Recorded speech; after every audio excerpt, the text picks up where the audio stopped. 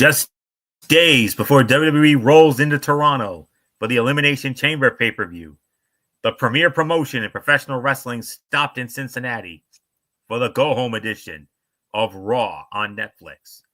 Rhea Ripley addressed her upcoming Women's World Championship defense against Io Sky, while CM Punk, Seth Rollins, and Logan Paul met inside the squared circle ahead of the men's Elimination Chamber match Saturday night. What went down? Who emerged with momentum on their side? And what did it mean for the Elimination Chamber pay-per-view? Find out now with this recap of last night's show, for this is Ridiculously Raw. Hey there, welcome everybody to Ridiculously Raw, the most must-see show on YouTube and Streamy.com today. I am your host, Anthony Florio, joined as always by good old MF Michael Fletcher and the Phenom, Michael Bullock. And tonight Bullock and I did something that we usually never do, but we did it tonight. We had an NXT chat here tonight, and because that's how big this show was. So we definitely had a lot of fun with that, and oh boy, we're gonna have a lot to say about that show. I'm telling you that right now. But we do have one other order of business to address first, and that, of course, the main reason, and that's Ridiculously Raw right here. Monday Night Raw last night. Monday Night Raw's go-home show from the Heritage Bank Center, Cincinnati, Ohio. And we started it off with an in-ring segment. Ahead of Elimination Chamber, Logan Paul kicked off Raw. He took to the squared circle to address the fans in Ohio, drawing the "You Suck" chants. After the Maverick ran down his opponents in Saturday's Chamber match, CM Punk interrupted, and after issuing a warning or two to Logan Paul, he told the YouTuber, "In this business, you're nothing." This resulted in a slap from Paul, who rolled out of the ring and rushed up the ramp, evading payback from the man with whom he will share the Elimination Chamber in Toronto. The crowd was hot, and the two polar opposite personas helped elevate this above what otherwise would have been a one-dimensional opening promo. The segment gave fans a side story to track in the Elimination Chamber match and planted the seeds for a possible WrestleMania match between the two, if that is where WWE Creative wants to take them on the road to Las Vegas on April 19 and 20. The deafening boos that greeted Paul were outdone only by the eruption of cheers from fans upon Punk's entrance. CM Punk wore a Chicago Teachers Union shirt in support of educators in his hometown. Very nice touch. Punk said, "We are legends. We are history makers." That's what Punk said to the other men's chamber match competitors before calling Logan Paul barely a flash in the pan. He said, "I will make history and you will be history," he warned him. And then he closed out by saying, "You're not going to be here long enough for them to figure out who you are or remember who you are." And then, of course, he would also go on to say, "And I'm going to win this match, and I'm going to show Cody Rhodes what he already knows, and that I am Satan himself." Could that be some foreshadowing when it comes to a certain segment later in the night? But yeah, a solid promo to start things off, like I said. And I mean, like I said, it gave the fans a side story to track, and I don't think it's going to be CM Punk against Logan Paul at WrestleMania. I don't see that. I think they got bigger plans for CM Punk. So we'll address that later. But for right now, right on cue, good old MF Michael Fletcher, come on in. Solid opening segment to start. Logan Paul and CM Punk having some words. Yeah, and it was a good segment. Like you said, Anthony, it was very strong, very solid. I was watching it on a Discord group last night with a whole bunch of really cool individuals. And I got to say, that was a very pro CM Punk. And I'm sorry, Anthony, I kind of disagree in one sense. Punk absolutely destroyed Logan Paul in that promo. Like, he systematically carved him up left, right, and center in that promo.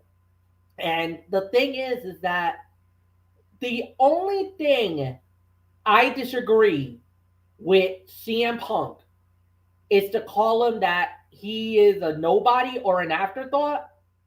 I mean, relatively speaking, Logan Paul was a pretty good United States heavyweight champion when he had the title. And the guy that he has faced up to this point has been a who's who of some of the greatest wrestlers in WWE today. So for them to think of him as an afterthought, a flash in the pan, whatever you say, that is the one area where I vehemently disagree with the voice of the voiceless. Anything else that he said is 1000% accurate, except for that one little thing. Because unlike CM Punk, I don't think he's ever faced Roman Reigns, the tribal chief himself. Logan Paul did. He went up against Randy Orton and Kevin Owens and beat them at WrestleMania. He's got his WrestleMania moment. Punk, you're still looking for yours. So, to me, relatively speaking, it was a solid segment. He carved them up. But again, I can pick apart only just a couple things that CM Punk said about Logan Paul. Not a lot, but there is a couple of nitpicks I can pick at that promo. But it was still solid. It was still pretty damn good. And nothing more to say. As far as that thing, Anthony Floyo, I totally agree. I don't see it being Punk and Logan at WrestleMania. I did think about it at first until later in the evening. Then something popped up. We'll bring that up in just a little bit. But yeah, there is a theory where Logan could screw Punk over, eliminate him a second time in Chamber, but we'll wait and see how that plays out. So there's a couple of theories where it can go. So Michael Bullock, is yours. Yeah, yeah. CM Punk roasted and toasted that little idiot known as Logan Paul. I mean, you know where I am with it. I mean, is he a good, talented wrestler? Of course he is. I mean, I do agree. I mean, he's not a nobody. I mean, I think the only thing that we can agree with that we don't like about him is his arrogance. I mean, he's a good wrestler, but his ego is so big, it needs its own damn zip code. And memo to Logan Paul: if you think you're going to win a war of words with the voice of the voiceless CM Punk, your chances are slim and none. And boy howdy, he went to town on you. And when you slapped CM Punk, that was probably the biggest mistake of his life. Because don't think for a minute that Punk's going to forget about that come Elimination Chamber. So, a solid promo here to start it off. I mean, yeah, so there's really nothing more to say, so it's yours, Florio.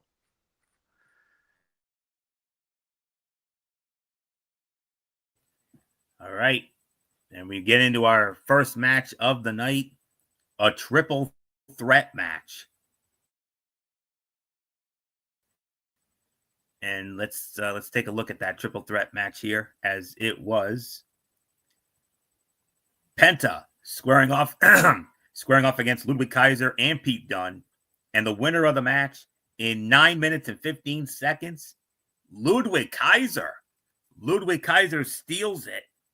Penta does the sacrifice on Pete Dunne, and then Ludwig Kaiser pulled the ultimate opportunist bit. He throws Penta out of the ring and picked the scraps. And Ludwig Kaiser justifiably may have picked up his biggest win, the biggest win of his singles career to date. MF, Ludwig Kaiser, winning the match. He pins Pete Dunne. defeats him and Penta in this triple threat match at 9:15. Obviously, they did it to protect Penta. Yes. But nonetheless, Ludwig Kaiser, massive win. Absolute correct call on everything.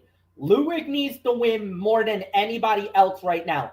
Penta can afford a loss, and the thing is, he did not eat the pin. So that actually negates any momentum loss on Penta, because you can say, well, he wasn't involved in the pinfall, he had a good showing, that is fine, and everything else. This was meant for Ludwig Kaiser. Oh, by the way, Ludwig Kaiser, during the international feed, cutted a scathing promo on Penta and on Pete Dunne, and he said that 2025 was going to be the year of Ludwig Kaiser, that he was sick and tired of all these no-namers, namely Penta and everybody else, who's stealing his spotlight, and says that he was going to be the impact player in 2025. Well, message received, message sent, and with the win tonight, he cemented that. By winning that match the way he did, yes, it was from the back door, but god damn it, this guy deserves the moment. He had a very strong 2024 to end the year, now goes into 2025, and yeah, you can see Penta and Ludwig is not done. That rivalry is going to continue for a little while longer. Pete Dunne takes the loss. I don't think there's much of an argument on that. With a solid 2 3/4 to 3 stars is my rating for the match. But Michael Bullock, with everything that was riding on that match, with everything that was going on, absolutely the correct outcome was made. Ludwig Kaiser deserved the win. He got the win. I'm happy for him. But I'm also happy because Penta did not get pinned, so he doesn't lose any momentum in the process of this loss.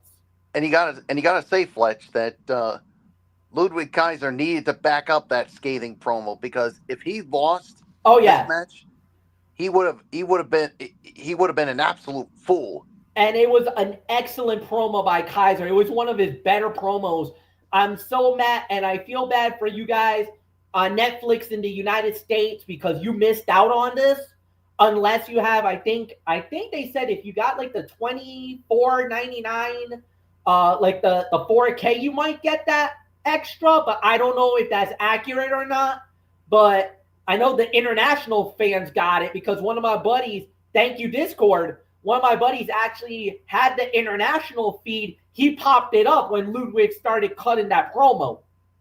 Yeah, so like I said, he did that promo and he needed to back it up, because if he didn't, people would have been all over him and would have said, yeah, about that promo you did after a loss, yeah, you just proved yourself to be an absolute fraud. Now, Fletch, would you have gone to say that if he lost the match? If he would have aided the pin, I would have called him a fraud. Or if you lost it, if it would have been Penta with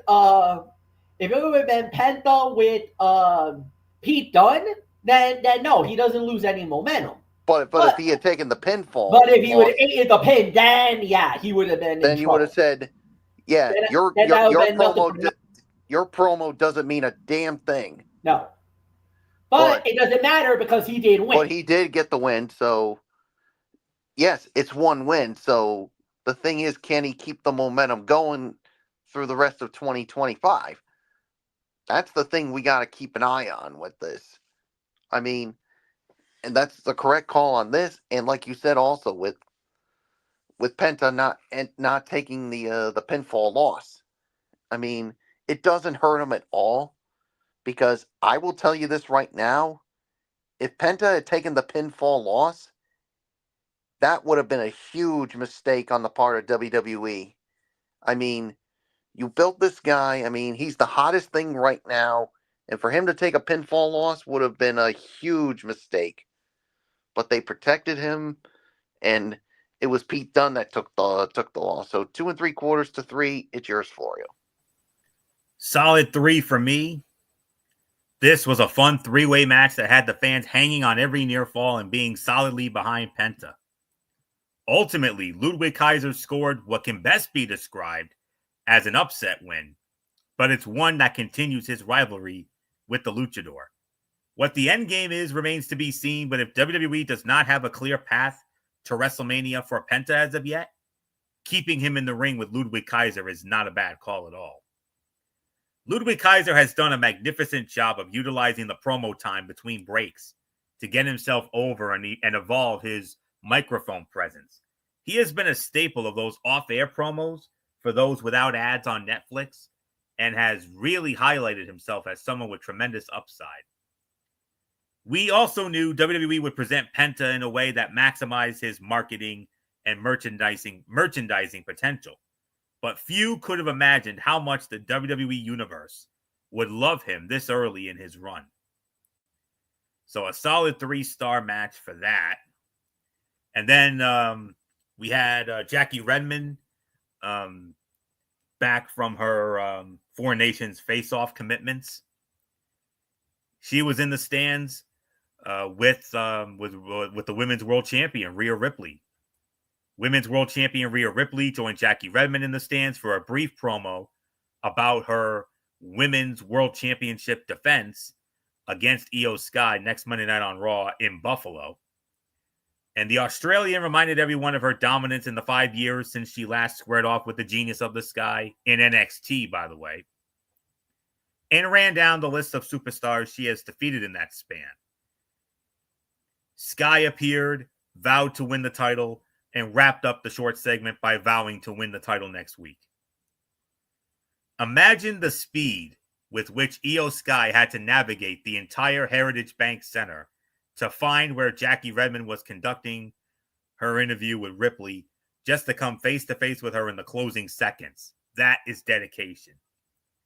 So, very much looking forward to that match right there. That's going to be a great one. Wouldn't surprise me if that ends up being the main event of next week's show, unless they have something bigger planned. But, oh man, so not really much to speak of there. Then we had tag team action, The New Day, Kofi Kingston and Xavier Woods squaring off against Cruz del Toro and Joaquin Wilde of the LWO. The New Day win the match, 5 minutes and 25 seconds. And then Kofi and Xavier attacked Del Toro and Wilde after the match was over. Dragon Lee came out to back him up, but he didn't fare too well either. So Michael Bullock, your thoughts here as New Day defeats the LWO, Del Toro and Wilde, 5 minutes and 25 seconds.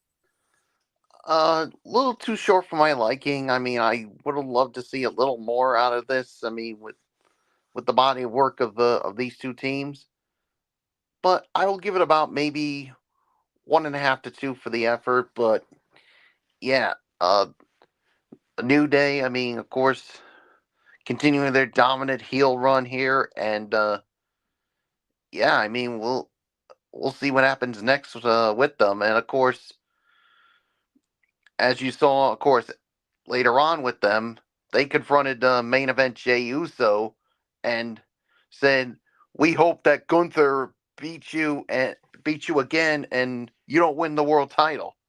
Yeah, as far as I'm concerned, with what you two just said, Florio, I know you're going to say it with me. That to me is a no yeet for Kofi and Xavier Woods. That's definitely no yeet.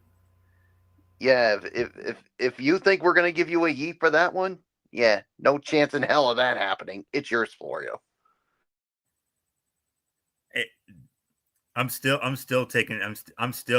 processing, this whole New Day heel turn. I mean, I still can't get over the fact that for almost 10 years, they were over like Rover, man. I mean, they were ridiculously over, no pun intended. And for them to get that dominant, to go from getting universally praised to all of those major pops that they used to get back in the day, and then all of a sudden now getting that Dominic Mysterio level Nia Jax, Logan Paul go away heat. Yeah. Yeah. And the thing is, I mean, you even have Kofi and Xavier's family turning on them. especially Kofi. I mean, yeah, considering how beloved Kofi was for so many years, especially 6 years ago, Kofi Mania.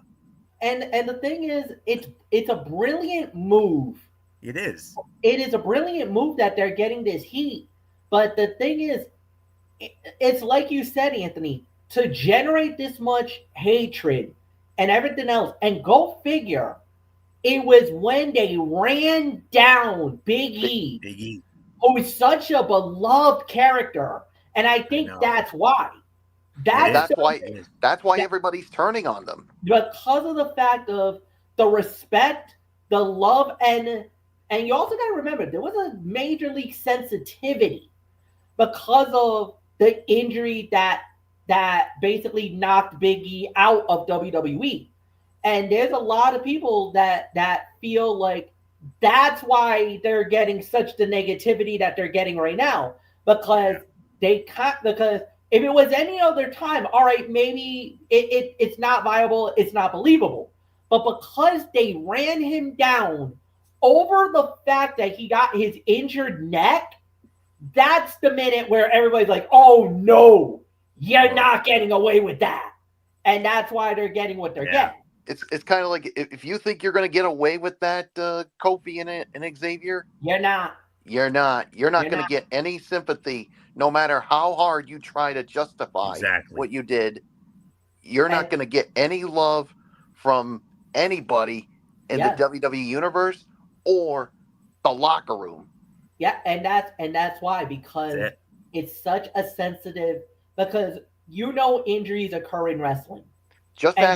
Ask Edge. I mean, when he had to retire because of Bryan Danielson. Bryan Danielson, Saraya, a.k.a. Paige. The list goes on and on. The list does go on and on. The list goes on and on. As a matter of fact, I can give you breaking news right now. I gotta be the one to deem some very bad news, but Rey Mysterio has now been declared out indefinitely by WWE. That they said on the show last night, yes. So he is out indefinitely because of injury, and we don't even know when Rey's coming back anytime soon. So gotta keep an eye on that. Yeah. So people say, "Oh, these neck injuries. I mean, it can heal in no time. It all depends on the severity of it." Yeah, exactly. Like Big E's been out almost 3 years. Yeah, and he's been trying to get back. Like, he's been talking to doctors lately. I think he just had a recent MRI or something like that. So I know there's some headway about maybe possibly him returning, but it all depends on if that neck can hold up. Exactly. That's the only But he's problem. in an acting career. He's got a good acting career going right now. And and also in broadcasting with the pre and post shows. Yeah. So he'll be on. We'll see him on Saturday for sure. So he's still heavily involved with WWE. Certainly. Just not physically. So to those people who say, "Oh, neck injuries can recover in no time," but here's the thing: it's been almost 3 years. Just ask people like Nikki Bella, like Edge, like Bryan Danielson, and Paige, and they all came back. It all depends on the severity of it. The severity of it, and it could take a real long time to recover from. Look at Edge. It took Edge almost 9 years. Yeah. Yeah, exactly. So, but Danielson, it only took him 2 years. And so to Kofi and Xavier, for you to run down Big E like that, and to say, "Oh, you'll never be medically cleared," to run a guy down who is so beloved and so respected. I know why they did it. It's unprofessional. It's just taking me some time to get used to. I mean, it's heartbreaking. I mean, when I think about all the great things that they did, I mean, the three of us, we ate it up. And the Kofi and Xavier, I mean, like the perfect example, Edge. It took him 9 long years to get back to the ring. And the funny thing is like he said, because of the sensitivity of the thing, and then them saying that I hope you never come back to the ring. That was the minute where the fans are like, oh hell no, we're not gonna allow that. You're So, like, oh, you like, did not just do that. yeah, exactly. So in the grand scheme of things, we get why. And the thing was, at the time, we were saying, "Oh, it's going to be Xavier. It's going to be Xavier. It's going to be Xavier. It's going to be Xavier." It was. We thought, Oh, we had Xavier on our bingo cards. yeah, we had Xavier on the bingo cards. We did not expect Kofi to pull what he pulled. No. And the thing is, that's where the people got pissed. It wasn't because of Xavier. It was Kofi. It was because of Kofi Kingston. They're like, Yeah. how in the world can you do that, Kofi? After everything we did, you've done with Kofi Mania, all these good things you've done, especially Kofi Mania, and now you had to do a 180 and pull out the disrespect card like that on someone who pulled for you like Big E. Yeah. No, that is beyond foul. Yeah, and that's and like you said, Florio, it took a long time for us to kind of wrap my head around it. But the thing is that I'm sold. They got me sold. I'm sold on the heel turn. I think it is definitely working. The only thing now.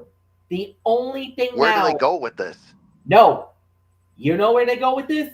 By taking down the War Raiders and becoming the new WWE World Tag Team Champions. I've heard rumblings about this. That's where it goes. That's the end game.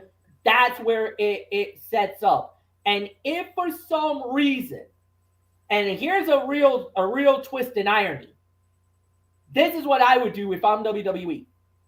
Now, I don't give a damn about this AEW bull crap, but I hope this happens. Big E comes back. He's medically cleared. He says, I can go. You get him, and then they're like, all right, fine. Pick any partner you want. We'll put the titles on the line. Oh, really? Okay. If I'm WWE, I'm looking at Keith Lee. Yeah, you heard me right. Keith fucking Lee. That would be something. Get him on board. Sign him up. Get Keith Lee and Big E as a tag team because you know, and here's the true irony. Of course, everybody knows Mia Yim, her hubby is Keith Lee, and Mia Yim's sister is dating Big E right now. That's right. Why not bring that together? It has to be the ultimate end game. Bring that together. Now, I don't know where Keith Lee's situation is. I don't know what his contract's looking like. I don't know if he's out injured. I don't know what's going on. And so I'm just spitballing. He needs to get the hell out of AEW. That's what he needs to do. Well, and that would be the ultimate payback for Big E. Yeah. If that's the case, I would pull that trigger. Now, obviously, I would wait until after WrestleMania for all this to happen. Or here's another thing I'm thinking of. And I mean, you talk about the War Raiders against the New Day. Yes. Well, whenever they do that, if it's for the World Tag Team titles, what if Kofi and Xavier are on the verge, and then all of a sudden Big E shows up and literally, I mean, he doesn't have to do anything. Just by him showing up, throws them off their game, and that's where the War Raiders continue to hold on to the titles. But the thing is, I'm just throwing it out there. No. Hold on. Let me answer it. That would actually be fine. I would not be mad with that because then you can do a program without the tag team titles. I could see that. Mm-hmm. That actually could work. It could work with or without it. Yeah, that could work. But I kind of feel like right now the end game would be the New Day becoming the tag team champions. I agree. I think that would be the smart and logical thing to do. But I would say, Michael Bullock, that you do bring up a valid point. That would be a very smart move. Because the thing is, you don't need the titles when it comes to this rivalry. Yes, I get that. I was about to accuse you of being a New Day hater, but you do bring some logic, and you do bring a very valid point. That so that's why I'm holding my tongue, and I'm not unleashing Cerebral Viper on you. Yeah, because you can have Biggie do it without him getting physically involved, which would also be smart. He could. That would work. That would make a lot of sense if you think about it in the grand scheme. Yes, it would work. Mm-hmm. All right. Yeah, but when it comes to Rey Mysterio, I mean, I hope he gets better, and I really hope this doesn't lead to anything where he retires. Yeah, let's hope so. But all right, let's move on here. Well, for me, anyways, this was about 2.25, 2.5. Another heat building win for the New Day, who continue to be one of the hottest acts on Raw. And the post-match beatdown that saw them lay out Dragon Lee for good measure may have done more damage than good for the Luchador, but it further strengthened New Day at a time when they are seeing their stature grow with every passing week. And Cruz and Del Toro, they appear to be in the best shape of their WWE careers, and the heat for the New Day remains off the charts, thanks in large part to the promo abilities of Kofi Kingston and Xavier Woods. The point I was trying to make was, I mean, it's still, I'm still taking some time to get used to it, but at the same time, it's definitely coming along great, and the heel heat is off the charts. It's Dominic Mysterio, Nia Jax level heat. So, yeah, it's working. It's working.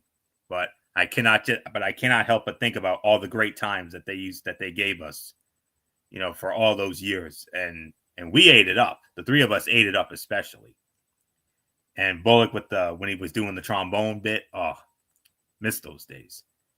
But nonetheless, guys, we must move on here. We got a lot more to get into here. So that was 2.25, 2.5.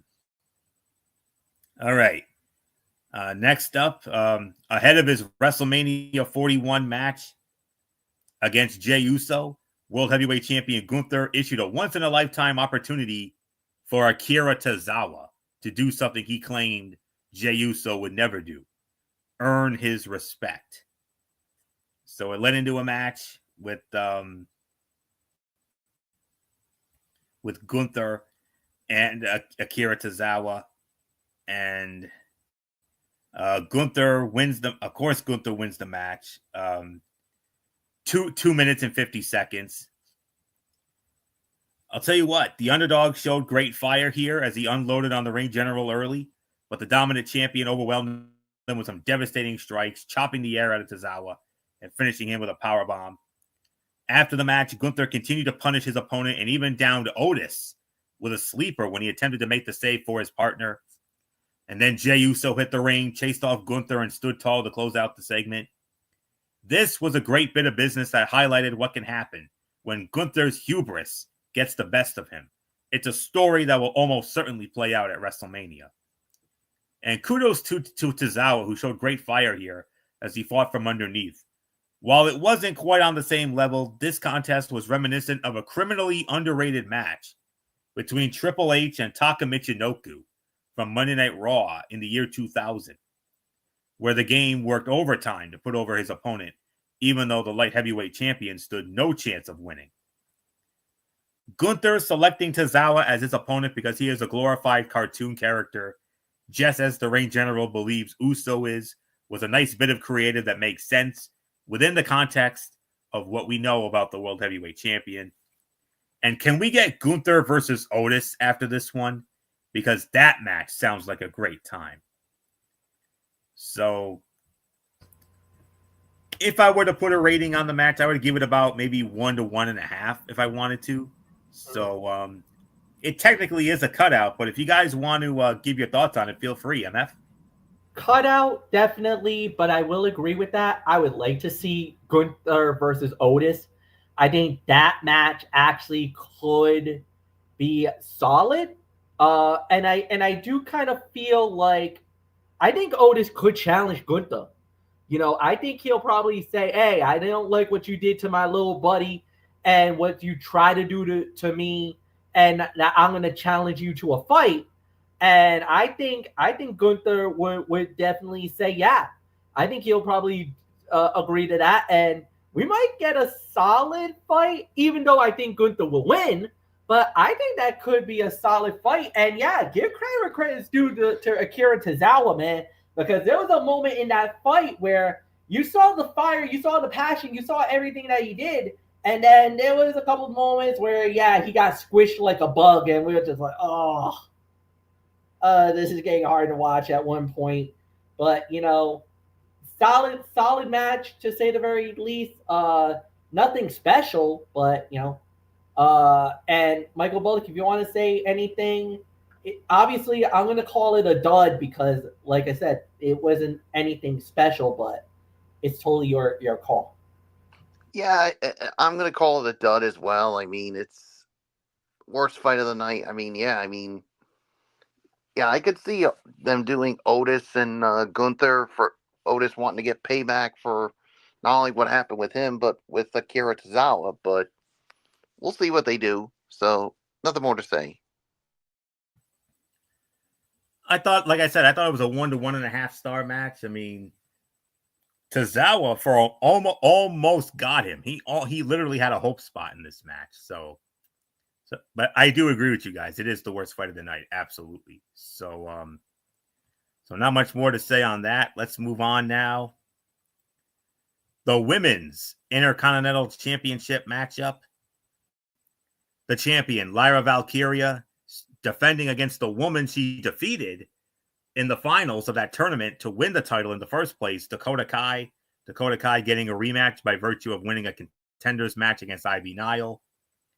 And the winner of the match in 7 minutes and 35 seconds, and still the women's Intercontinental Champion. It is Lyra Valkyria. But after the match was over, Ivy Nile, she had her say, and I think we all know. I think we all know what the next step here is. So MF, Lyra Valkyria successfully defends the women's Intercontinental title, her first title defense. She defeats Dakota Kai, 7 minutes, 35 seconds. Ivy Nile attacks afterward. So it's definitely looking like Ivy Nile will be the next challenger for Lyra.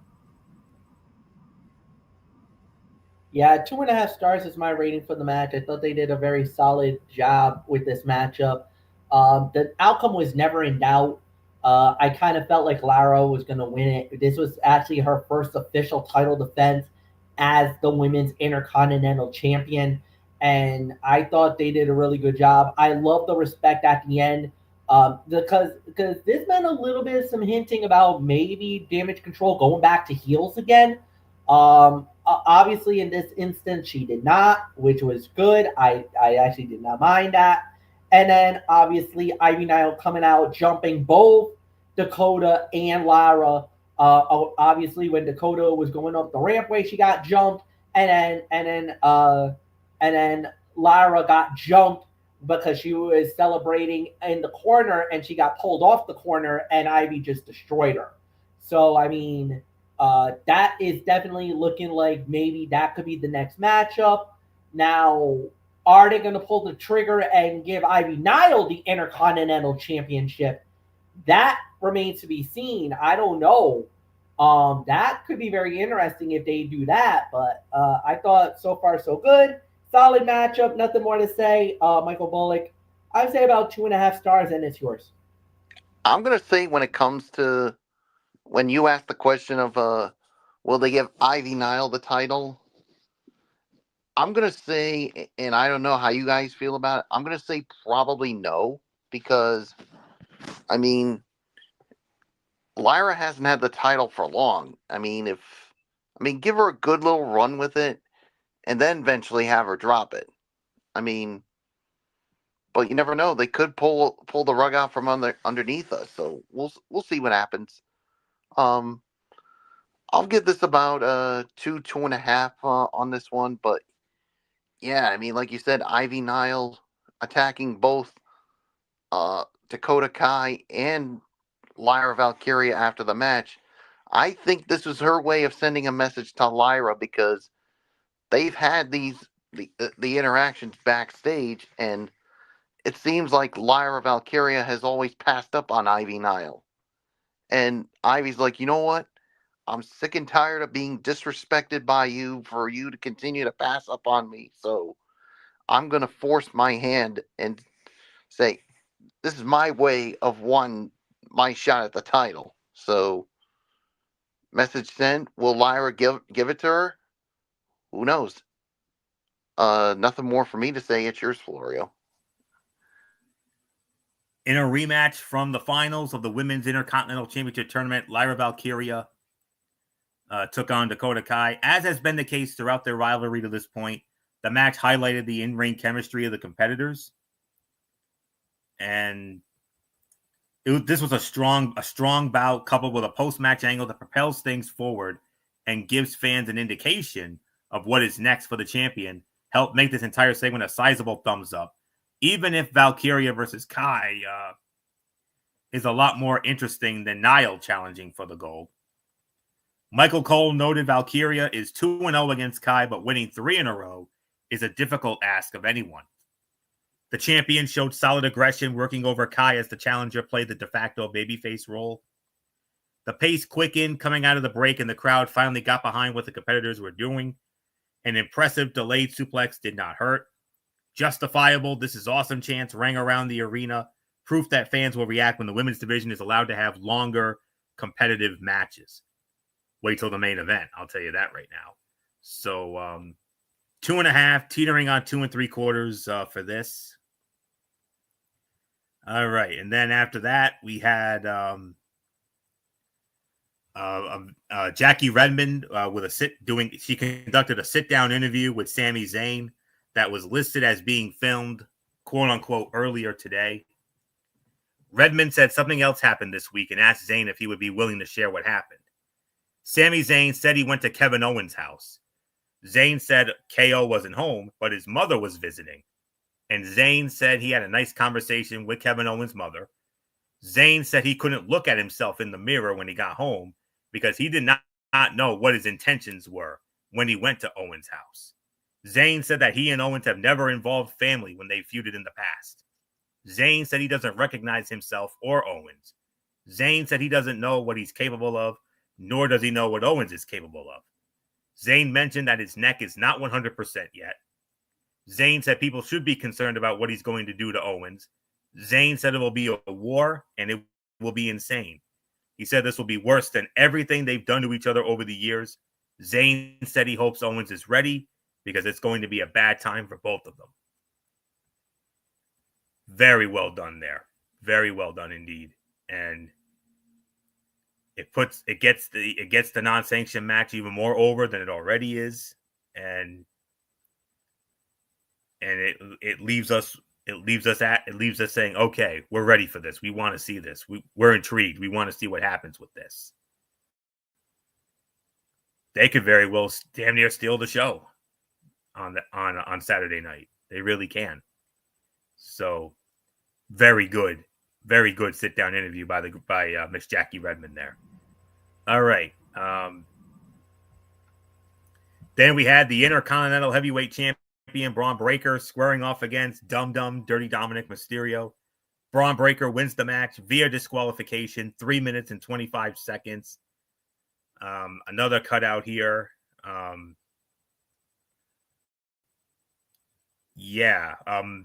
1 week after inadvertently spearing Dominic Mysterio, Intercontinental Heavyweight Champion Braun Breaker battled him in singles competition. Dominic got in more offense than some may have expected, thanks to well-timed distractions from Carlito and Finn Balor at ringside. But Breaker brushed his opponent's offense off and was poised to fold him in half with a devastating spear. And then Carlito and Finn Balor attacked, drawing the disqualification. Breaker still fended them off and was in a position of power as he bat Balor off and stood tall to close things out. Is Dominic Mysterio the next challenger for the Intercontinental Heavyweight Championship? Is it Finn Balor? There are plenty of questions surrounding this one, not least of which involves AJ Styles and where he fits in given his recent confrontations with Breakker. It appears things are headed toward a four-way match at Mania. Whether you like that or not probably depends on your love for multi-man matchups. Breakker obliterated Mysterio, turning him inside out with a big clothesline. Breakker's Frankensteiner from the top rope is one of the most impressive moves in wrestling today. The ease with which the big man gets to the top rope might be even more so. The face-to-face with Balor, only for the so-called leader of the Judgment Day to back down, was a great bit of business. Not only does it heighten the badassery of the champion, but it continues to suggest the Irishman may be more talk than walk. So, definitely got to keep an eye on that. That was an NA, by the way. Throw that away. All right. All right, boys. This, and then there was another backstage moment. Ivy Nile and the Creed brothers, Kathy Kelly, asked if Ivy Nile was trying to angle her way back into the women's title picture. Nile said yes and recalled the goal of winning gold while Chad Gable is away. And she also said that next week on Monday Night Raw, the Creed brothers will get their rematch against the War Raiders for the World Tag Team Championship. So let's put that New Day stuff on hold for right now. So if the War Raiders win, then okay, then we can start thinking about that down the road. But God forbid if the Creeds somehow win. You never know. But we'll see. All right, boys. Now we got two things left to address here, and we got a major talking point here. These final two items were the two big talking points of last night's show, far and away. Undisputed WWE Champion Cody Rhodes hit the ring to discuss his interaction with The Rock from Friday Night SmackDown. He waxed poetically about the moral dilemma before him until Seth freaking Rollins interrupted and asked him what the hell is he thinking, even considering becoming The Rock's champion. He warned his tag team partner from last year's WrestleMania main event not to make him hate him, and then vowed to win the Elimination Chamber match and challenge for the American Nightmares title on the grand stage. Michael Bullock, no question about it. Segment of the night right here. Cody Rhodes, Seth freaking Rollins in the same ring for the first time since WrestleMania 40, when Seth Rollins, one of the many men who were responsible for helping Cody Rhodes finish the story 1 year ago, and perfect guy to confront him, especially given his past demons. What a great segment this was. This segment, in a word, this segment was extraordinary. Yeah, it definitely was. I mean, of course, like you said, Cody, like you said, talking about his confrontation with The Rock, about will he accept the final boss's offer. And then, like you said, Seth Rollins came out and say, like, why would you even think of doing that? I mean, after everything that him and Roman put you through last year. And that's when he said, you know what, I'm going to win that chamber and I'm going to challenge you for that title at WrestleMania. So, yeah, a lot came out of this one. So, yeah, we're going to find out come Saturday night, will Cody accept the offer? So, really got nothing more to say. It's yours, Florio. Like I said, this was extraordinary. Not only did Cody Rhodes call out Seth Rollins for coming across as judgmental, given how the Visionary has allowed hate to engulf him of late, but Rollins rightly questioned the champion's mindset, given all they did to keep The Rock and the Bloodline from gaining absolute power over WWE at last year's WrestleMania. Seth Rollins has been the heart of WWE for the last year. He has called out those he believes are detrimental to the company and made vanquishing them his goal. Now he sees Cody Rhodes one step closer to choosing the dark side, and this was his word of warning to him. Whether Rhodes heeds his advice opting to anger the final boss rather than incur the hate of the Visionary remains to be seen and should be a major selling point for Elimination Chamber. No one could put over the gravity of a story like Cody Rhodes. That was on full display here as he laid out all the people who depend on him and whose input he needed before deciding to take The Rock up on his offer. Rollins told Cody, the fact that you didn't slap him in the face is a slap in my face. And Cody told the Visionary, perhaps he didn't ask you for your soul because your soul is already compromised. And then Seth went on to say, I'm not out here to judge you. Maybe I'm out here to protect you from making the same mistakes I made all those years ago. I've been filled with hate lately, some in the right direction.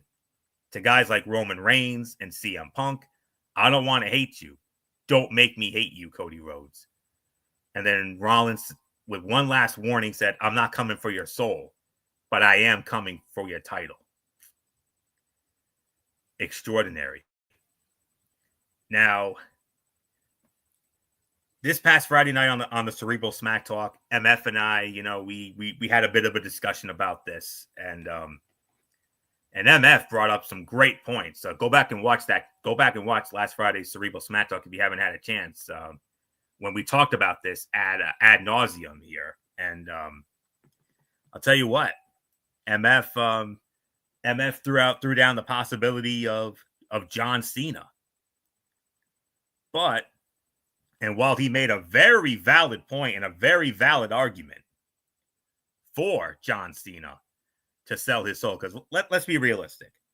Cody Rhodes is not going to sell. He's not selling his soul. He is literally the face of the company. And he's also the hottest baby face in WWE today, right along the only one the closest to him would probably be Jey Uso. Him and Jey Uso are hands down the most over baby faces in WWE today. And it's not even close. After everything Cody has done the last 3 years, with that epic comeback at WrestleMania 38, after leaving and going to and starting up, helping start AEW, and to where he is now, being the face of the company, beloved by everybody, men, women, and especially the children. We know how over he is, especially with the kids. The kids absolutely adore him, and you can't blame them. There is no way that he is not going to sell his soul to the final boss on Saturday night. He's going to tell him no. He's going to tell him, put your puppet where the sun don't shine. That's what he's going to tell him, basically. And we all agreed on that. And then MF said, what if it's John Cena? It could be Cena. You never know. But the thing is, Bullock and I, we had to talk about this because we had a group outing the other night. And as we were, driving, as we were, making our way to get some people and making our way to our destination, ultimately, we talked about this ad nauseum as well. And Bullock went on to say that it would not make sense for John Cena to turn heel, especially with this being his final year. And he makes a great point. And I'm going to back it up. One of the greatest content, maybe the best content creator here on YouTube, who's way more over than we will ever be. We're never going to be as over as him. This gentleman made a convincing argument of his own on his SmackDown recap show. And he said that he doesn't see it being Cena either. He sees it being CM Punk. Because remember, whether he wins the chamber or not, it could go one of two ways. He wins the chamber, or Cena wins the chamber. CM Punk uses the favor from Heyman. He cashes in the favor to Heyman. He has Heyman talk to The Rock and have The Rock insert him into a night one main event with John Cena, where the winner would challenge Cody Rhodes on night 2 for the championship. Punk wins, Punk turns heel, wins the title, and Punk becomes The Rock's hand-picked champion. Because remember, what did he say during his opening promo? I am Satan himself. So I almost made the argument for CM Punk on Friday night, but I didn't have enough facts. Now that I have these facts, I'm going to make the argument for CM Punk. And that's the first scenario. Another scenario was CM Punk was that Punk wins the chamber. Cody tells Rock no, and Rock abuses his power and tries to insert himself into the title picture. And then Punk will use his favor for Heyman to have Paul Heyman go to Roman Reigns, have Roman Reigns confront The Rock, and have Roman Reigns keep The Rock out of Punk's title business. And that could set up Roman Reigns versus The Rock, possibly for that whole high chief stuff that we've been talking about for the last year or so. So those are just some scenarios. I know that gives you guys a lot of food for thought to think about. But at the end of the day, Cody's going to say no. And it's going to be either CM Punk or John Cena. At first I was leaning towards Cena. MF's argument was so convincing that I was ready to 100% go all in with him. But after what I heard the other night from the other creator, I'm starting to think otherwise. I think it could be CM Punk. Because it would not make sense for John Cena to turn heel in his final year and have him go out a heel. I mean, for so many years, people have been wanting Cena to turn heel. They never pulled the trigger. What makes you think they're going to start now? I'm just saying. But regardless, this segment was absolutely fantastic. It was extraordinary. Well done. Segment of the night. And our excitement levels for Saturday night just went up sky high. So I don't know what else there is to say. I know you guys probably have a lot to say about it. I know MF's probably got a lot to say about it. So not much more for me to add. So MF, how do you follow all that? I've heard the same thing about CM Punk. I've heard the same theories. I've heard the same thing. I'm starting to think that that's probably where they're going to go with it. And I get it, which if they do, I'm fine with that because I think there is a bigger end game. So it looks like what's going to happen, it's going to be, and here's the layout. I think I'll go with your CM Punk theory. I'll go with that. Cody says no. I think we all can agree with that. Cody says no. Rock makes Cody's life a living hell. I'll go with Punk winning Chamber, so he gets the opportunity. Then you'll have, with The Rock's help, Punk becomes the champion. Punk becomes the corporate champion. Everybody's going to go whatever.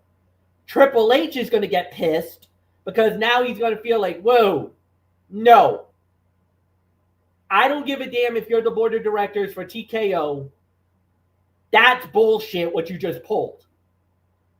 You're going to start to see a power struggle between Triple H and The Rock.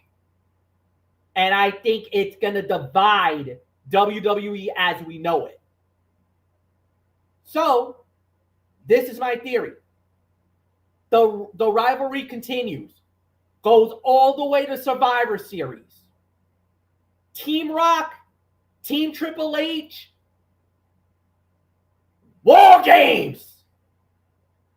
We get the battle there. Control for WWE at that point. Triple H wins, Rock's out. Then in December in Boston at Ruthless Aggression, Cena, Punk, title fight.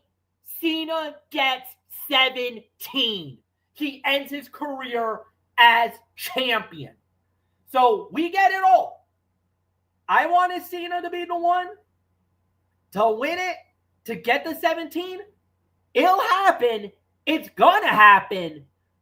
I'm just gonna have to wait a little while longer for that moment to happen. But I rest assured you, he's getting the 17th reign. He is going out a champion, and he's gonna do it in his own house at TD Garden to take down CM Punk. So that's the theory that I got now. I'll go with your theory, Florio, but I'm gonna go on top of that and give you the lay. That is my layout for 2025. Bullock, how do you follow that? Well, Bullock led off, but man, that's I could definitely see that happening. I mean, yeah, we're gonna have to wait and see how it all plays out. So that's all I'll say. Because I talked to a buddy of mine and he started laying that out, and he believes that this is going to be the theory. So this adds on to your colleague, whoever you listen to, Florio, and I think it's going to add to this. Now, do I think that Punk calls in the favor? I think it's very possible. I think that's the favor that he could go with. And yeah, we could see that happening, and that could be the layout. Because I feel like the end game is going to be that because of the final year with Cena, and you even mentioned it, how Cena said it would be best for business for him to be in the main event at WrestleMania. That's why I think he's going to sell. That's why I think he's going to sell his soul. Yes, you got Punk calling himself Satan out there. Fine. But did you hear what Cena said after he lost Royal Rumble? That's what made me believe he's going to turn. Okay. So that's why. That's why I think I must have missed on that. It was during the Royal Rumble press conference. John Cena declared himself eligible for the Elimination Chamber. And on top of that, he said what's best for business is for him to main event WrestleMania and get the 17th reign. Correct. That's what he said. That's why I think this was initially my thought. This is why I thought Cena was going to win the chamber. And after Cody Rhodes says no to The Rock, Cena will say, I will do it. That I will do whatever it takes to get the 17th reign, if that also means for me to sell my effing soul. I will do the job. That's why I said Cena in the first place. That's why I called for John Cena. Now I do believe that it's very possible that it could be CM Punk. It very well could be CM Punk.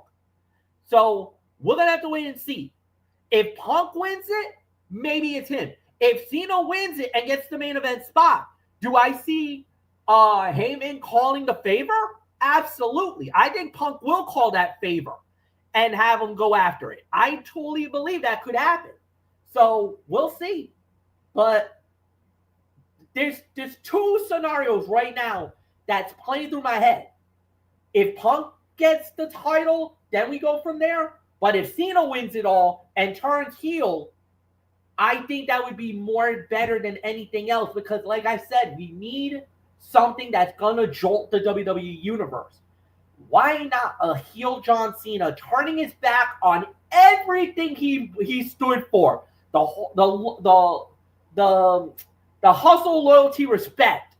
Let him turn back. Let him turn all that away like Hogan did in 96.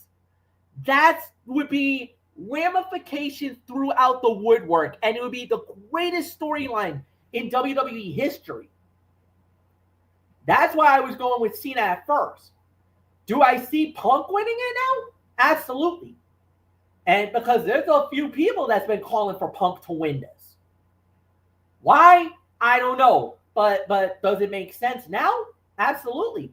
I definitely could see that happening. That scenario that Florio's bringing about how Punk could, be the corporate champion. Do I think that he would? Most likely not. But if you got the favor by Paul Heyman and he could cash that in at any time, why not cash it in at WrestleMania? I could see it. I could definitely see it. Florio, it's yours. Oh man. So so I'm guessing MF, you agree with us when it comes to the segment of the night for as far as the segment is concerned. Oh no, most definitely segment of the night. Now it becomes, who do we think is going to win Chamber?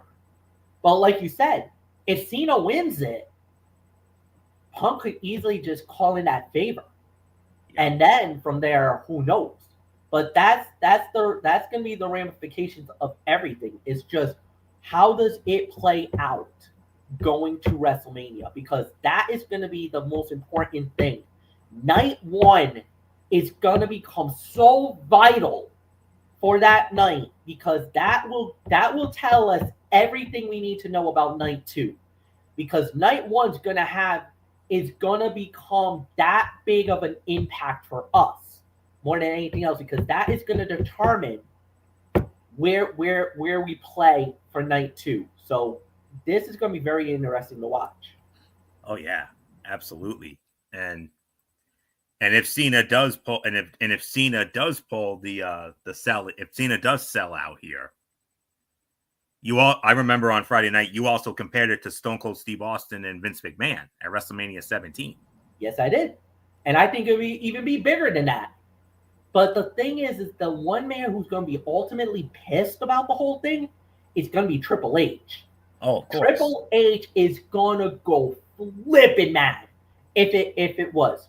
I don't know if he would be mad about CM Punk selling his soul, but Cena? Oh, he'd be like, wait a minute.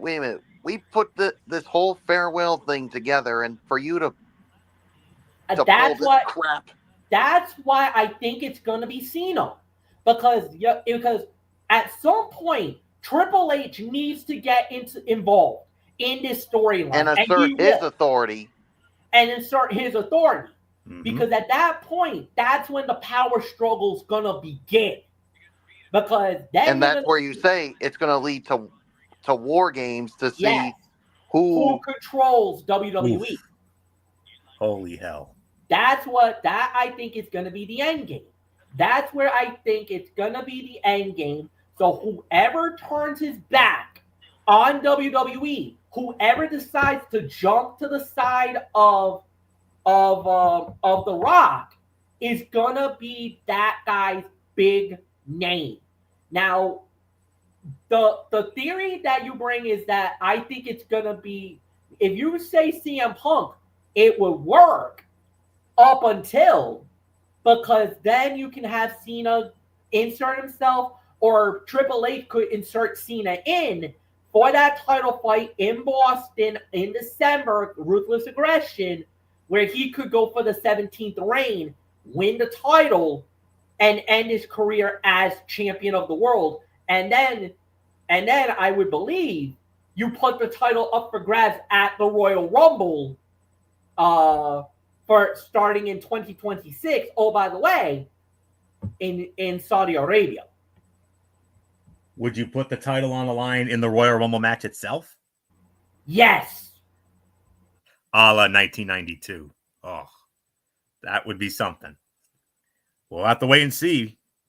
Very exciting to think about all of those possibilities.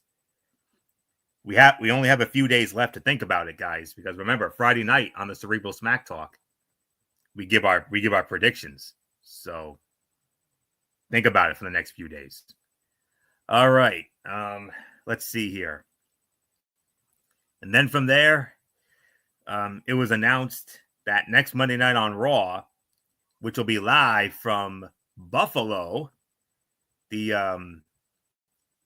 arena where the Sabres play, it will be Rhea Ripley and Io Sky for the Women's World Championship, and the War Raiders against the Creed Brothers for the World Tag Team Championships. And also the Raw fallout from the Elimination Chamber, and we officially kickstart the road to 'Main event of the evening for the WWE Women's Tag Team Championships, the champions, Bianca Belair and Naomi, defending the titles against Liv Morgan and Raquel Rodriguez. Winners of the match in roughly an even 12 minutes. And new WWE Women's Tag Team Champions, Liv Morgan, Raquel Rodriguez. They get the three-peat. So, and it was all because of Dum Dum himself, Dirty Dominic Mysterio. He ended up being the difference maker here. So, I got to call Fight of the Night on this one. I'm going to give it a solid 3.5 stars because it was a really good match, despite the clunky interference from Dum Dum. And I was hoping that we would, get a little more closure on the Jade Cargill situation here. I thought we were going to get some closure here. I mean, I'll be honest with you guys. Going into this match, I had Liv and Raquel winning the titles. I just didn't think that Dum Dum was going to be the difference maker. I thought it was going to be Jade Cargill possibly screwing over Belair and Naomi. But let's not forget, the bread and butter of Triple H's creative regimes thus far has been long-term booking.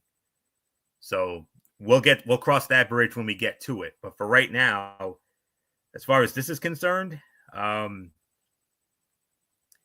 Liv Morgan and Raquel Rodriguez are the new women's tag team champions following a dramatic main event that saw them benefit from incessant interference from Dominic Mysterio and their own resiliency to defeat Naomi and Bianca Belair.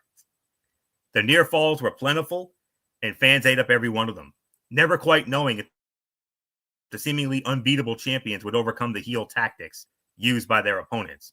They got their answer as Liv Morgan pinned Naomi seconds after Rodriguez smashed her head into the ring post, unbeknownst to Mr. Danilo and Fabio, and secured her and Liv's place in the history books as the first ever 3-time co-holders of the women's tag team titles. On a night that also highlighted women's wrestling in the form of Lyra Valkyria and Dakota Kai, this was a banger of a main event that spotlighted the incredible chemistry of both teams. And what else is there to say? So it's a 3.5-star match, fight of the night.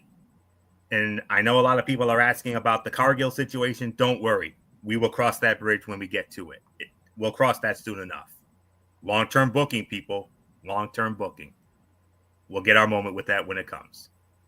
But nonetheless, I know we're probably not going to get an unprecedented crowning out of it, but nonetheless, Monsoon, we got new champions, roughly an even 12 minutes.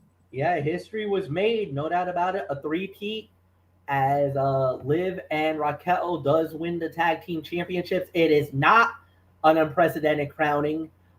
This was a very good match, a solid fight, and I have to say it. This now eliminates Liv Morgan from winning the Elimination Chamber. I think now it absolutely now knocks Liv out of it. I don't think they're going to try to do a double dip on her. And I think now she is out of the running to possibly winning the title. And the rumor that I was hearing that it probably will be Bianca Belair getting the opportunity. Now I think more than ever, Bianca does win. She goes after Rhea Ripley. And that could be the moment when Jade shows up. I think at WrestleMania, I think Rhea goes over because I think Jade is going to screw over Bianca. And we're going to find out that it was Bianca that took out Jade Cargill the whole time is my theory now, more than ever before.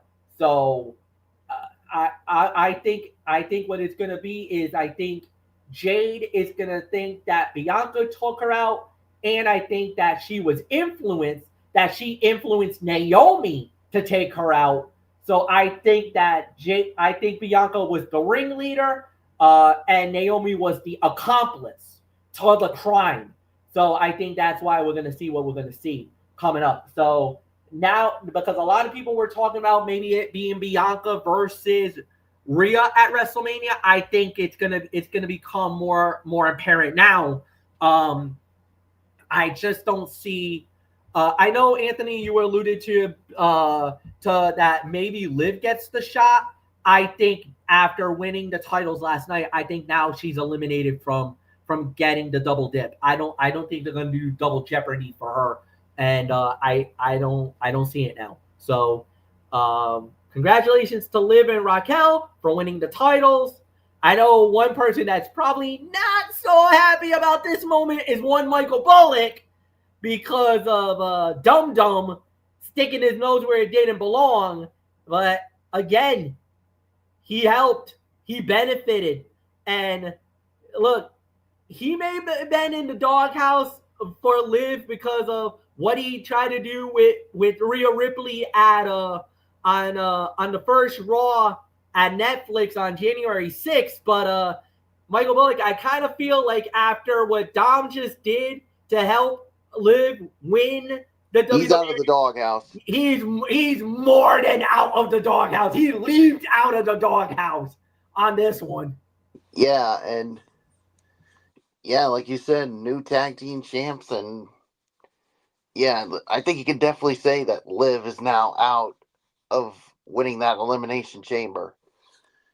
I think it's going to be Bianca, and then it's going to be her challenging Rhea Ripley, and this is where I think, like we all agree, we're going to get the payoff where Jade is going to return, screw Bianca, and she's going to reveal to the world that it was Bianca who took out Jade Cargill. So we'll see how it all plays out. So 3.5 stars for me, fight of the night. And now the $1 million question. And here's another thing too. What's going to be the reaction of Finn Balor? I mean, will he be happy for them? Will he still be with the way he's been acting lately? Like, he's probably going to be mad annoyed because he's probably going to be like, you helped them? But the thing is, you didn't help Dominic. You basically left him for high nothing. and dry. Yeah, you left him high and dry. So what does, like, what, you got no leg to stand on here, sir. Exactly. My sentiments exactly. So nothing more to say. Let's get into our overall thoughts on this Raw. I believe MF starts this one off. Man, this was good. I don't think we can say anything more. This was a really solid show. This was incredible. 8 to 8.5 for me. I thought they did a really good job with it. The opening segment was really good. I thought everything in the middle was fine. The Intercontinental title fight between Lara and Dakota was really good. Yeah, I didn't really care much for the Gunther squash, but Jey Uso coming out, that was a nice little storyline. The Sami Zayn thing was amazing. Go out of your way to watch that. Go out of your way to watch the Cody Rhodes and Seth Rollins thing.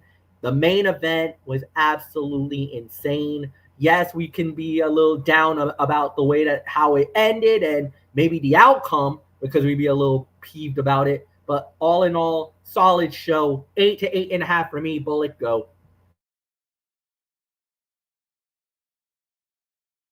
What did you give it?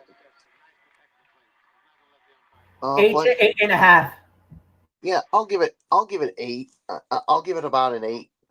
I mean,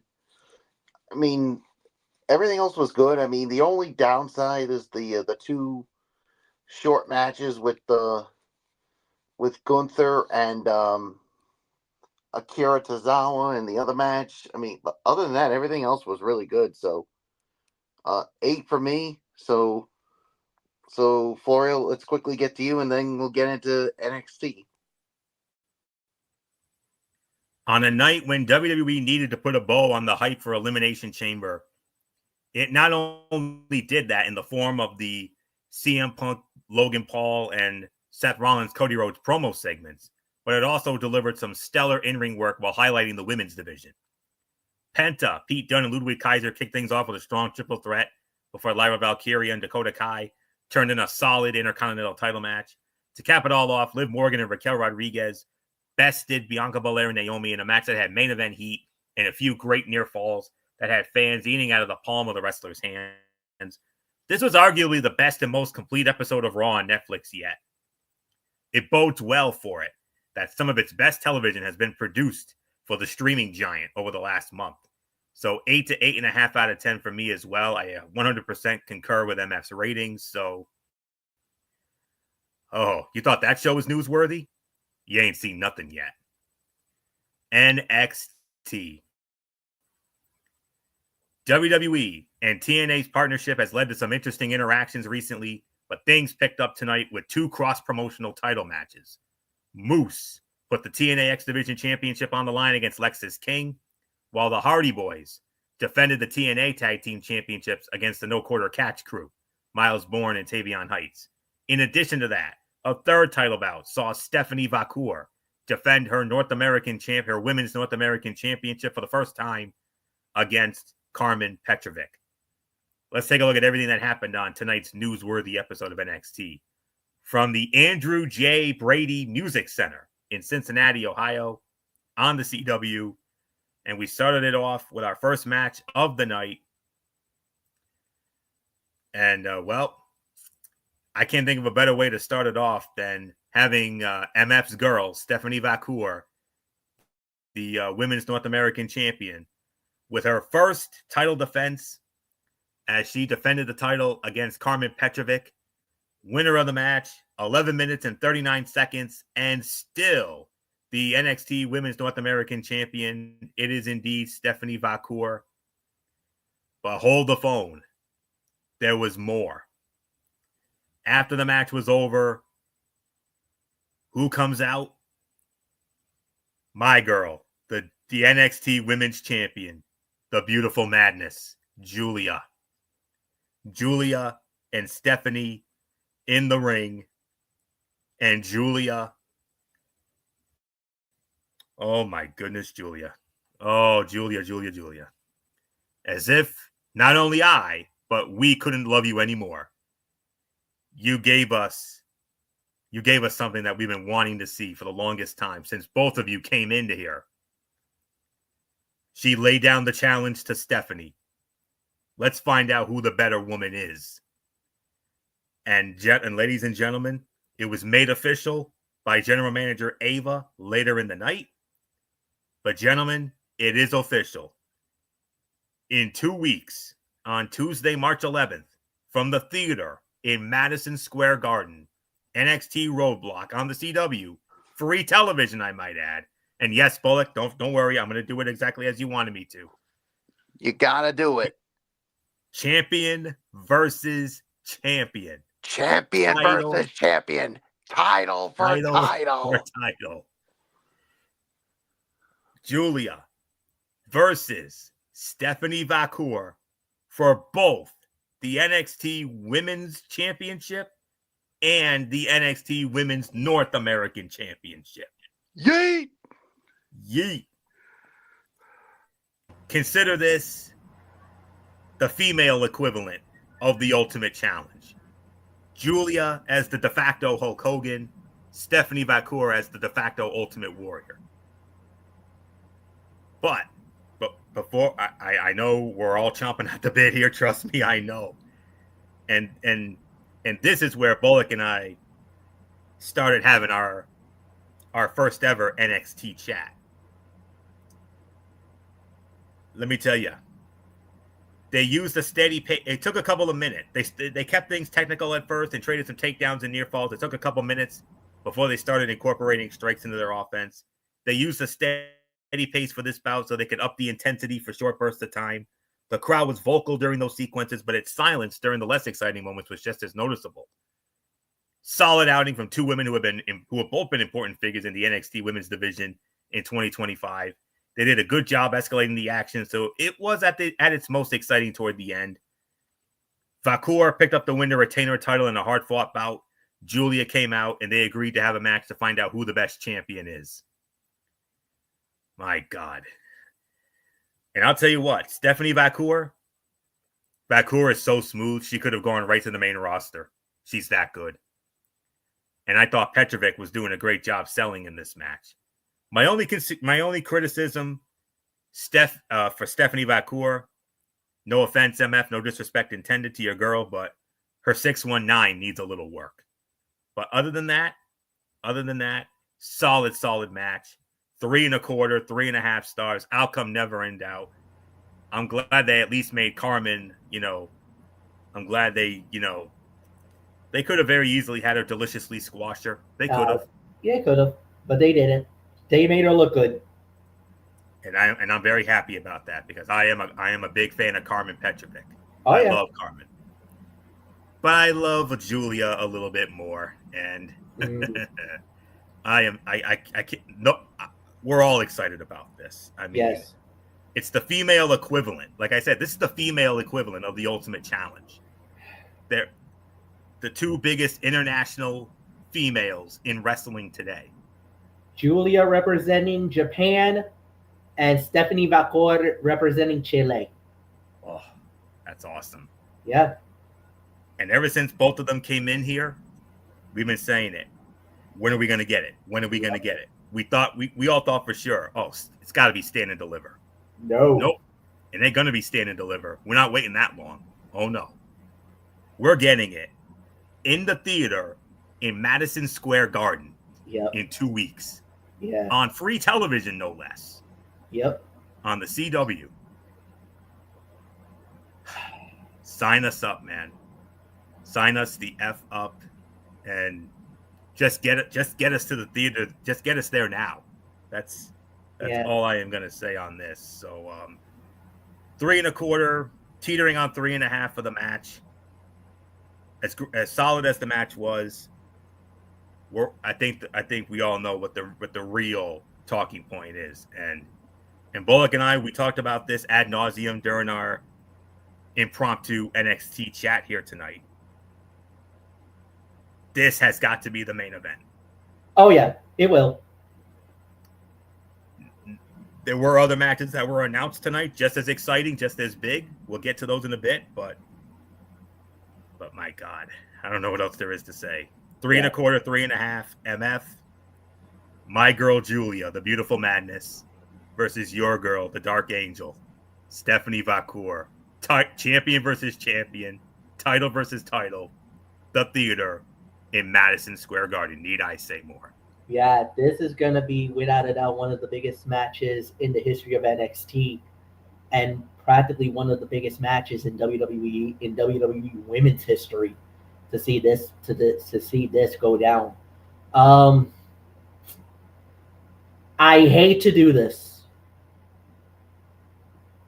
And I don't want to say it, but I think it needs to be said. I don't think we're going to get a winner in that fight. I think there's going to be an overbooked finish, and I think the fight's going to get thrown out. I know with the stakes that high and that big, and with everything riding on the line, I don't think WWE is going to allow either Julia or Stephanie to take the ultimate loss. I think it's going to end up in a no contest. I think the fight's going to get thrown out, and both champions will remain as respective champions. Because of the stakes, because of everything that's going down, I don't think we're going to get it. I hate to do it to you guys, but I think it's going to end up either in a double DQ, maybe Fatal Influence gets involved, and I think the fight's going to get thrown out. I don't see a clear-cut winner in this match. I think we're going to get an overbook. And as a fan, I don't want to see it happen.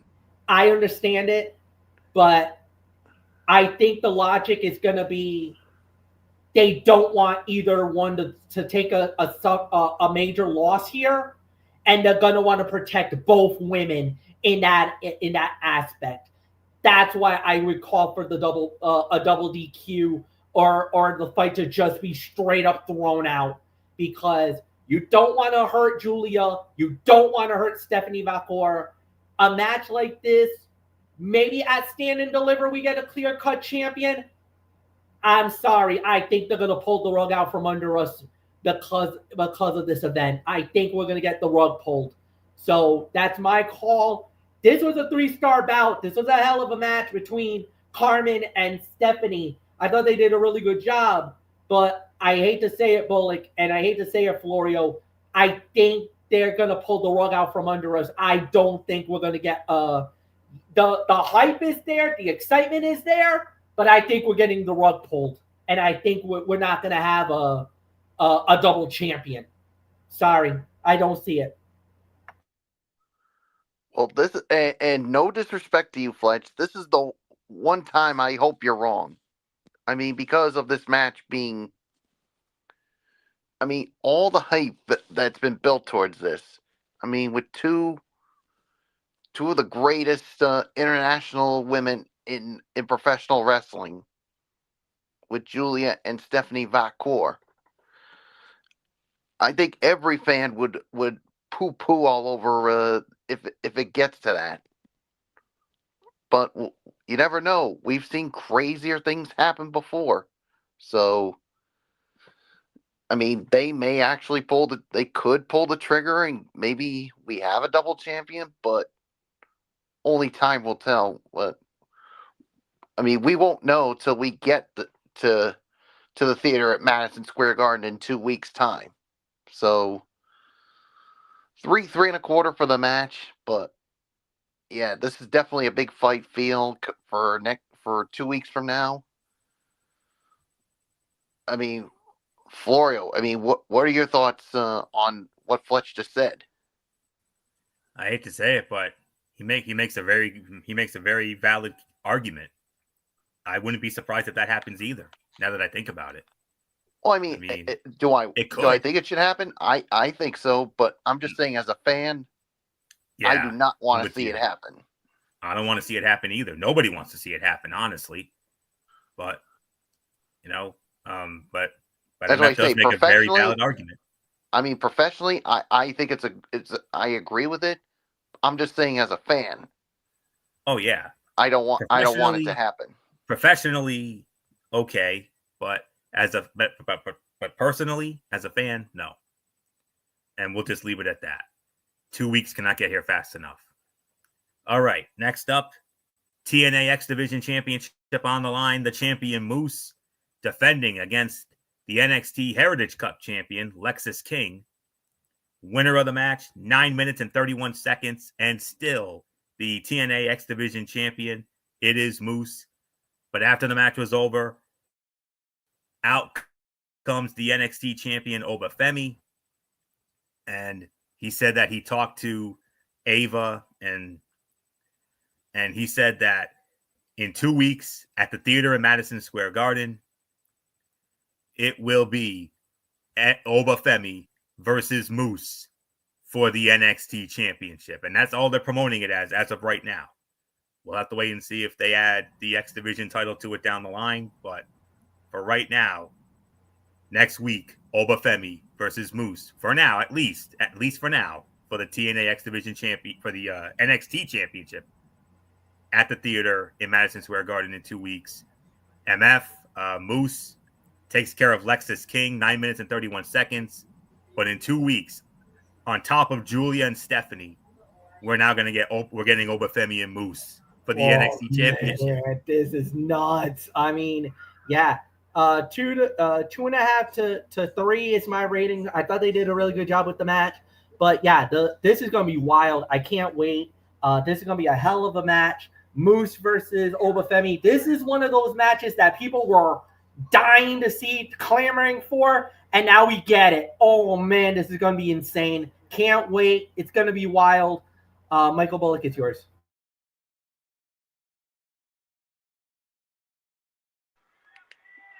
Yeah, I'll give it about 2.5 for this. I mean, Lexis King definitely gave Moose all he could handle, but at the end of the day, the champion stays the champion. I mean, so yeah, I mean, I certainly cannot wait for this. Obafemi and Moose for the NXT championship.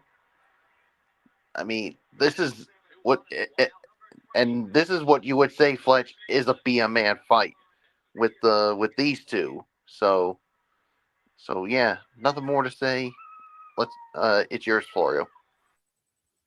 Yeah, Bullock, you got to see Moose wrestle for the first time, and I'm sure I know you were in for a treat during that. So as we talked about during our NXT chat tonight, yeah, solid 3 for me.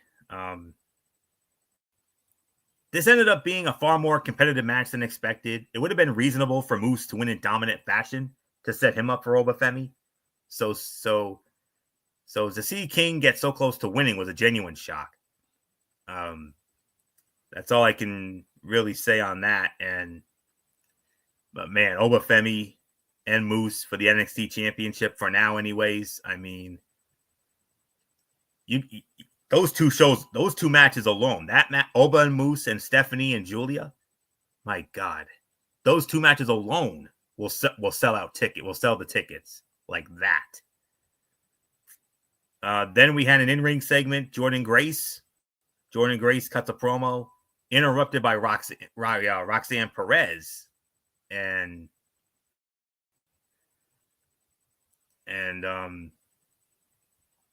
she talked to, and they had a nice little segment there, and who knows, maybe we could see Roxanne Perez and Jordan Grace possibly. Who knows, maybe we might get that at Madison Square Garden in 2 weeks. It's very possible. So they had a really good segment there. Segment was a bit that segment was a bit rough at the end. Roxanne Perez is not the most refined promo yet. Other than that, it was solid. And I think Grace has improved a lot on the mic since she started delivering promos. Back when she first cut promos, she felt like a deer in the headlights. And now she looks confident and well-spoken. And Perez pointing out the loss Grace has against her makes me think they might give Grace her win back now that Grace is in WWE. And, we'll have to wait and see what happens. So I think we're definitely looking at Roxanne Perez and Jordan Grace in the Garden in a couple weeks. Now, a lot of people were saying this next match was for the TNA Tag Team Championship. It was not. It was a non-title match. But it was the No Quarter Catch Crew, Tavion Heights and Miles Bourne, accompanied by Charlie Dempsey and Ren Sinclair, against returning to a WWE NXT ring, the TNA Tag Team Champions, Matt and Jeff, the Hardys, and the winners of the match, 11 minutes and 11 seconds. It was the Hardys. But wait, there was more. Enter the NXT Tag Team Champions, Fraxium. And then enter, making his return to a WWE ring, TNA's Director of Authority, Santino Marella. And Santino makes the match. Oh my God, guys. We've already got Julia and Stephanie Vacour in their title for title match. We've got Obafemi and Moose. You think it couldn't get any bigger than those two? How about Fraxium versus the Hardys for the TNA World Tag Team Championship? My God. My God. Bullock, I don't know what else there is to say that hasn't been said already between our NXT chat and now this. I mean, wow. Hardys win. They defeat Bourne and Heights. 11 minutes and 11 seconds. Michael Bullock, we started with you here. Wow. 11 minutes, 11 seconds for the match as the Hardys beat Bourne and Heights of the NQCC. But also now added to Madison Square Garden, the theater in the Garden, Fraxium challenging the Hardys for the TNA Tag Team Championship. My God.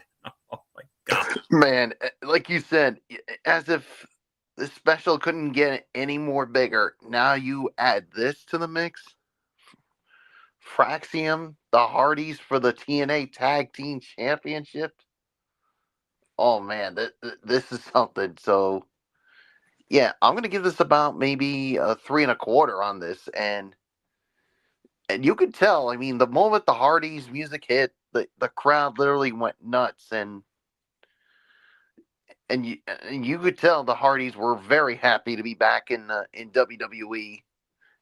And, of course, And you could, when Santino made the match, you could even, it looked like there was a little bit of excitement and emotion for him.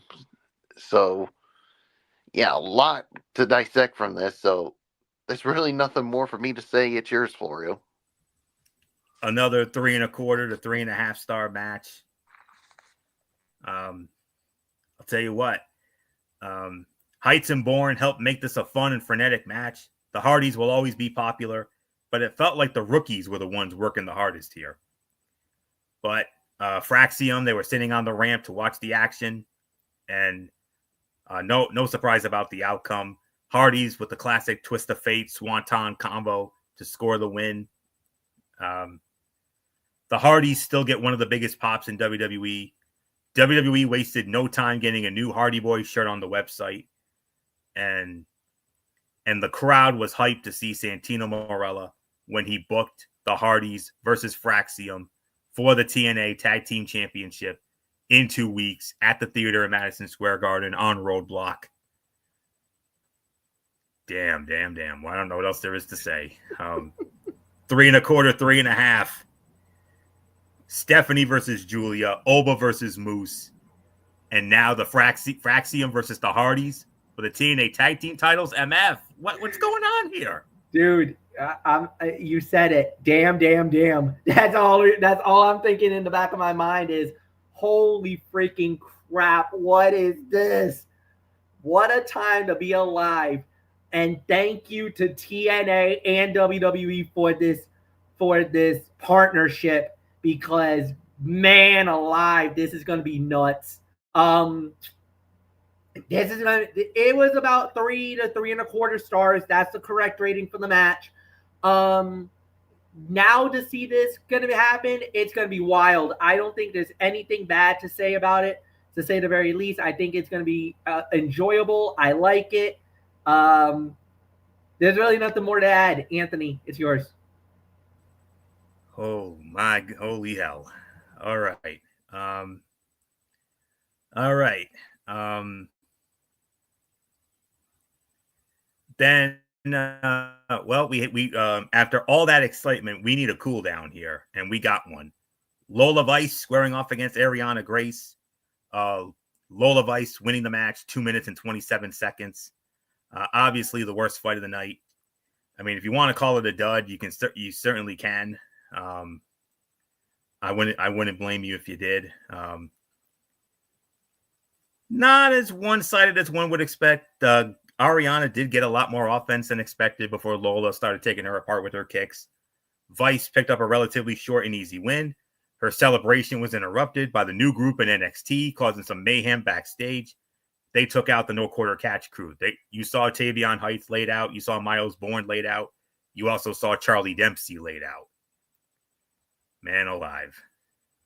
So not much more to say on that. Possibly these are some NXT rookies. This might be some I was going to say that these might be some NXT rookies. Actually, from what I heard, is Dion Lennox 4 guys who might is the de facto ringleader of this. Yeah. So it sounds like it's 4 NIL boys that's just causing a little bit of some havoc here. So we'll see. But all in all, I think Lola getting the win, fine. But you also got to remember, this was actually Ariana's first match back. She's been out for a long time. Not being in the ring. Because she's been the liaison. Well, that's because she's been the liaison. Well, that's kind of partially true, but she also was working through an injury as well. So unbeknownst to some of the guys, but she has been dealing with an injury. But yeah, the liaison thing was a nice cover, but she was out of the ring for a good while because of injury. But she is back. This was officially her first match. Yeah. And you saw the fans were actually rooting for Ariana during the match. So they definitely were on her side. It's just Lola's Lola. I mean, that MMA background is she's the real deal when she's in the ring. So yeah, nothing more to say. Okay.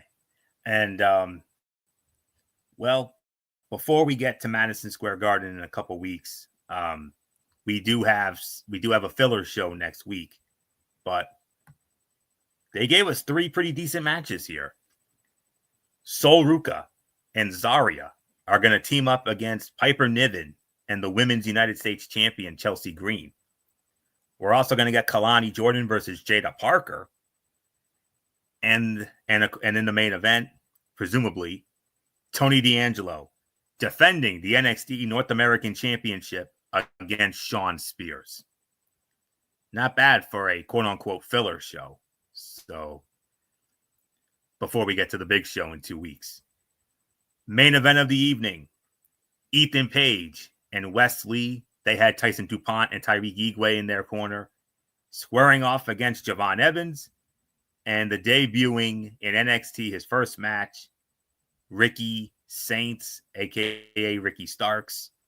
Winners of the match, 12 minutes and 48 seconds, Ricky Saints and Javon Evans. No big surprise here. So, these two teams were evenly matched in a lot of ways. Evans and Lee were the quick high flyers, while Page and Saints were the most versatile technicians. Fun encounter, but it didn't feel like the kind of special debut match someone like Saints should get coming into WWE, even though Saints did pick up the win with the Rochambeau. Javon Evans and Wes Lee work so well together. They're both light enough to do some unique things nobody else can do with them. Lee's cronies got involved, but did not have an impact on the end of the match. And the way Saints hit his finisher looked cool, but would have looked way better if Lee had landed on his shoulder. But another 3.25, 3.5 or so star match for this. So outcome never in doubt.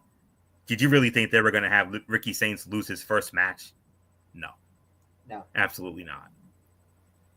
So not much more to say. MF, Ricky Saints, and Javon Evans defeating Ethan Page and Wes Lee in the main event. 12 minutes and 48 seconds. I'm going to be short and sweet with this one. 3.5 stars. I thought they did a really good job with it. The crowd was definitely amped for it. Ricky Saints looked like $1 million. And Javon Evans, absolutely a star. Wes Lee and Ethan Page looked really good in defeat. So, yeah, no, all 4 guys really did a well done job on this one. So, nothing more to say. Michael Bullock is yours.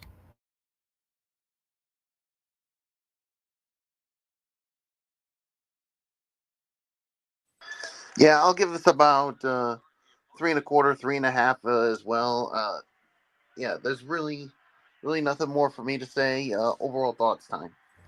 All right, MF. Let's get into your thoughts on another, maybe even more newsworthy NXT than last week was.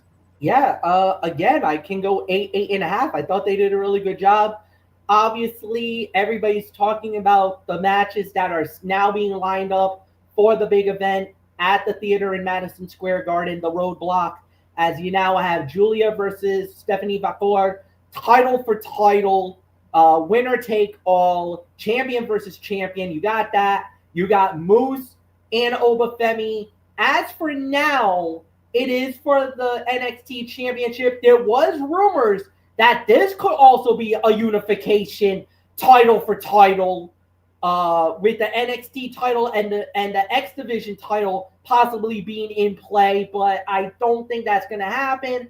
And then obviously Axiom and Nathan Frazier versus the Hardys for the TNA World Tag Team Championships, and God knows what else we're going to be getting. Maybe Roxanne Perez and Jordan Grace, possibly a rematch we could get. So, I mean, yeah, 8.5 out of 10.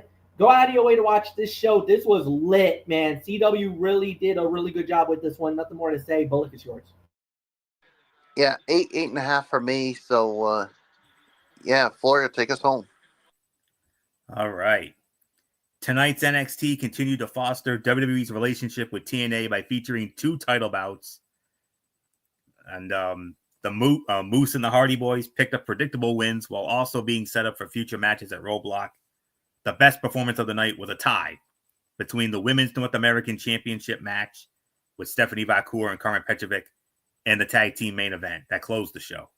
Stephanie Vaquer and Julia agreeing to fight in a title versus title match. It's going to be one of the biggest talking points coming out of this show. But Bakur's match with Carmen Petrovic should not be overlooked. 8 to 8.5 out of 10 as well. Newsworthy to say the very least. 2 weeks in a row, we get back-to-back newsworthy shows. I thought this week's show was a little more newsworthy than last week, but unbelievable to say the very least.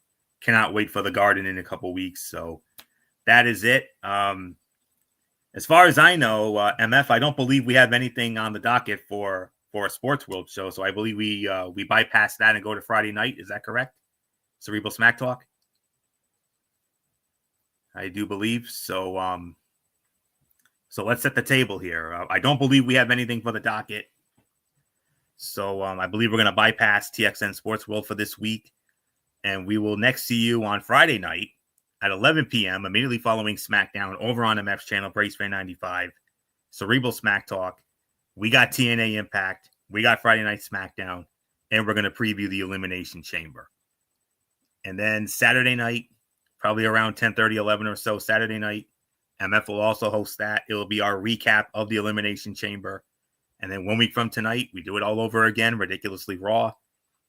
The Raw fallout from the Elimination Chamber. Monday Night Raw. We officially kickstart the road to WrestleMania and NXT before we get to the big show in the Garden. So that's it.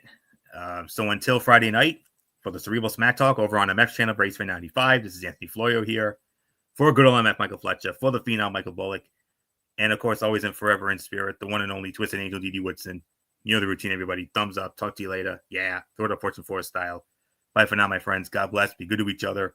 Have a blessed few days. And until Friday night for the Cerebral Smack Talk you've been watching, Ridiculously Raw right here on the Zone 25 on YouTube and StreamYard.com. And remember, my friends, no matter what anyone tells you and beyond anything else, especially after what we saw tonight, wrestling is indeed actually real. For everybody who has been a part of this one, for now, Anthony Florio, so long, and bye, everybody, bye.